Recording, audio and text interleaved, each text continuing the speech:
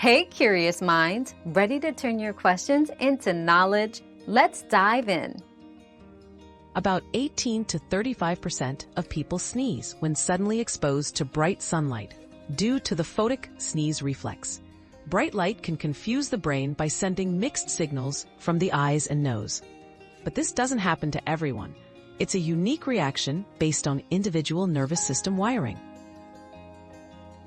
We've quenched today's curiosity, but there's always more to learn. Keep the curiosity alive by subscribing and joining us for our next adventure.